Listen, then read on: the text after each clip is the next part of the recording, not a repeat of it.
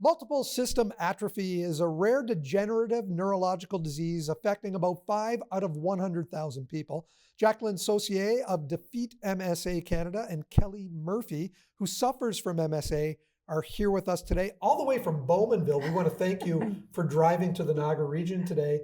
Start with you, Jacqueline. Some people confuse this with Parkinson's disease. Right. And most people are misdiagnosed with Parkinson's at the beginning because they are so similar. MSA tends to affect the autonomic nervous system, which controls our involuntary, like our breathing, our digestion. These things that just come naturally, right? Yeah, exactly. Things you don't have to think about, and MSA attacks those. So that's where it differs from Parkinson's. When you were diagnosed, tell me what you were experiencing. I was first noticing I would have a shower in the morning and get lightheaded and have to sit down on the floor. And it was started with my blood pressure being so low, going so low where I stood up. And you were 56 years old at the time? 56. I'm 60 now. Yep.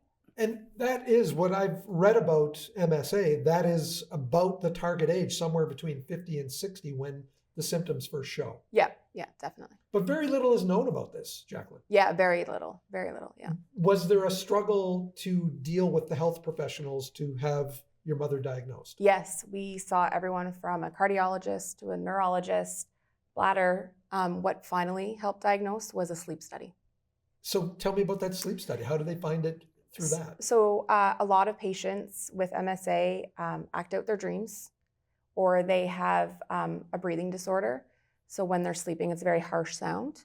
And Mom actually went to the sleep study because she was acting out her dreams. And it was there where they said, we think you might have MSA. Kelly, how has your life changed in these few short years? It's only been 4 years. It's changed big time. You wouldn't believe the things you take for granted. Just going into a store or everything, all your surroundings. But I've had great family support through the whole process, and I'm just living every day like it's my last. Jacqueline, you have said to me that this is sort of like a combination between Parkinson and ALS. Can you explain what you mean by that? Yeah, so you'll see the rigidity, the balance issues, but then you'll also have the speech and the swallowing issues, for example, with ALS. It's definitely more fast, progressive than Parkinson's. But yeah, you basically combine those and you'll see MSA. Is the life expectancy similar to what ALS comes with in many cases? The life expectancy from diagnosis for MSA is like 5 to 10 years. Wow. Yeah. Wow.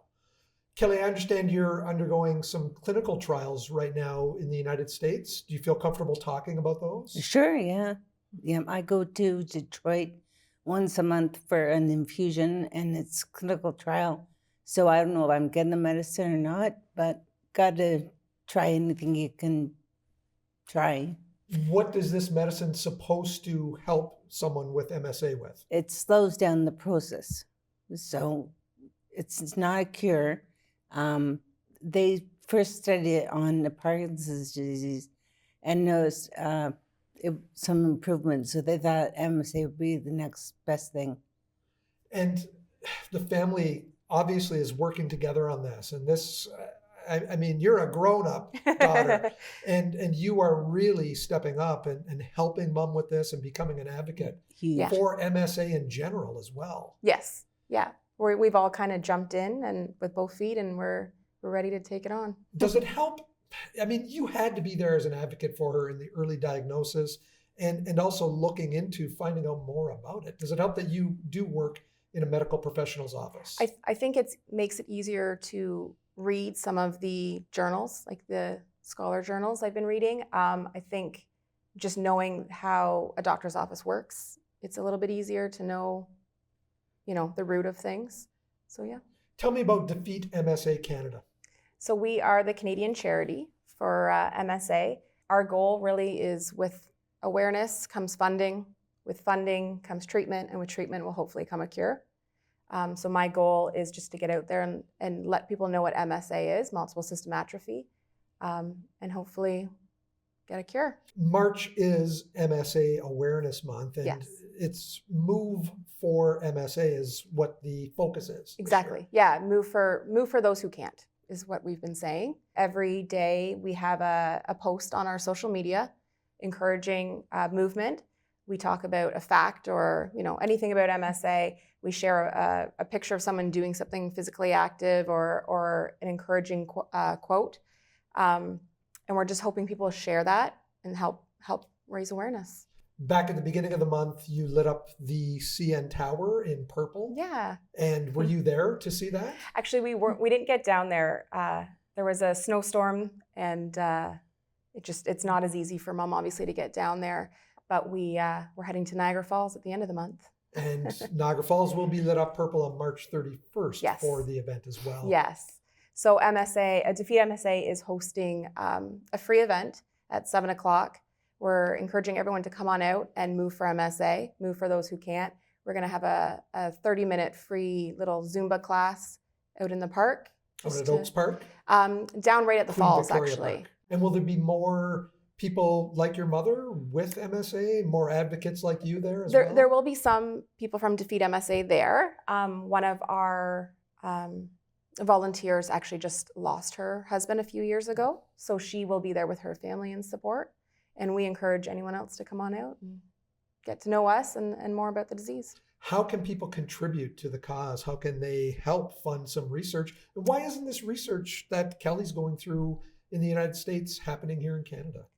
Unfortunately, Canada just doesn't seem to have the funding or the knowledge. And it's not even just common knowledge like for the general public.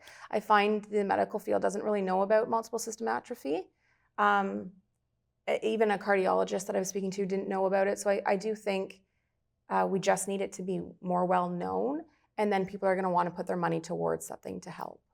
Kelly, coming down here from Bowmanville today, is that ride taxing for you with your condition? The ride's good. My husband and I travel a lot, and we drive everywhere, most places, and it's good drive. When she was first diagnosed, my mom and dad jumped in the car and they drove to Vermont just for a road trip, just to get out. Clear our heads. Yeah.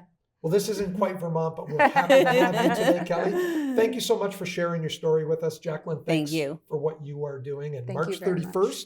We are lighting up the falls purple Thank for you very MSA. much. Yes, thank you. Thanks.